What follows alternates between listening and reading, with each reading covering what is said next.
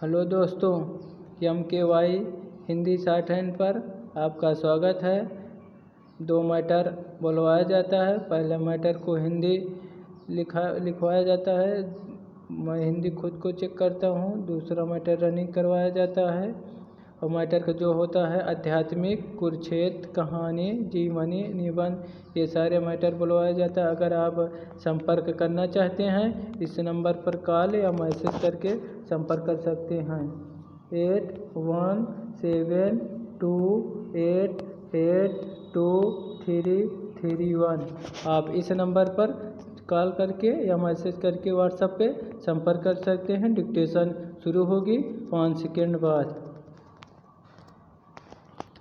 टूटने के बाद अधिकांश वस्तुएं टुकड़ों में बट कर बिखर जाती हैं। जब उनको किसी चिपकाने वाले पदार्थों से जोड़ा जाता है तो वे अपना मूल स्वरूप बदल देती हैं, क्योंकि टूटने के बाद जुड़ने में ऐसा होना स्वाभाविक है। जिंदगी भी कुछ ऐसी ही होती है। जब अप्रत्याशित विश्वासघात या जीवन के संघर्षों के झंझावात किसी व्यक्ति को भीतर तक तोड़कर रख देते हैं तो उस एक कमज़ोर क्षण में आत्मघात सबसे पहला और आसान उपाय लगता है।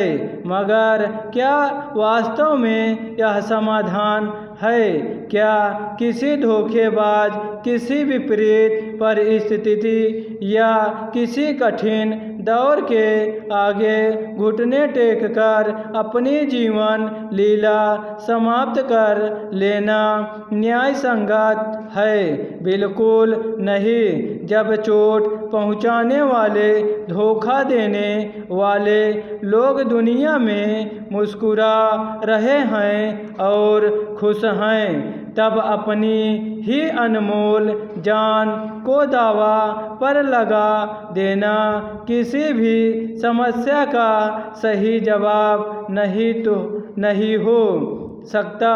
यह समय बिखरने का नहीं, बल्कि खुद को पहले से ज़्यादा मजबूत बनाकर परिस्थितियों का डटकर मुकाबला करने का है। जापान में एक पुरानी परंपरा है, किंतसुगी।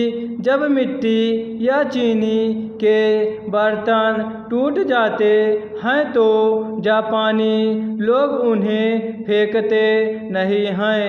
वे उन टूटे हुए टुकड़ों को सोने, चांदी या प्लेटिनम मिश्रित लाख से जोड़ते हैं। परिणाम यह होता है कि वह बर्तन पहले से कहीं अधिक मजबूत हो जाता है और उसकी दरारें सोने की चमक में जगमगा उठती है। वह बर्तन अपनी कर्मियों को छिपाता नहीं, बल्कि उन्हें गर्व से दिखाता है। इंसानी जिंदगी भी ऐसी ही है। विश्वासघात या असफलता से जब हमारा दिल टूटता है तो हमारे व्यक्तित्व में दरारें आती हैं। लेकिन जब हम धैर्य, आत्म प्रेम और साहस के अवलेह से खुद को दोबारा जोड़ते हैं तो हमारा नया स्वरूप पहले से कहीं ज़्यादा निखर कर सामने आता है। हमारा मूल स्वरूप बदल जरूर जाता है। हम अधिक परिपक्व और संजीदा हो जाते हैं, लेकिन हमारी अतिरिक्त मजबूती कई गुना बढ़ जाती है। मनोविज्ञान में एक महत्वपूर्ण सिद्धांत है जिसे पोस्ट ट्रॉमेटिक ग्रेंथ यानी आघात पश्चात विकास कहा जाता है। मनोवैज्ञानिक डॉक्टर रिचर्ड टेडोसी और लॉरेंस कैलहैन के शोध बताते हैं कि जीवन में गहरे संकट, मानसिक आघात या गंभीर विश्वासघात का सामना करने वाले अधिकतर लोग केवल अवसाद में ही नहीं डूबते, बल्कि एक समय के बाद वे मानसिक रूप से पहले से कहीं अधिक सुदृढ़ हो जाते हैं। इस संकट से गुजरने के बाद लोगों में रिश्तों की बेहतर समझ विकसित होती है। वे सही और गलत लोगों की पहचान करना सीख जाते हैं और उन्हें अपनी उस अतिरिक्त शक्ति का एहसास होता है जिससे वे पहले अनजान थे।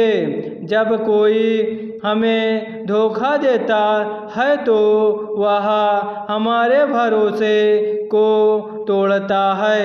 हमारा जीवन किसी एक व्यक्ति पर निर्भर नहीं हो सकता। स्टॉप।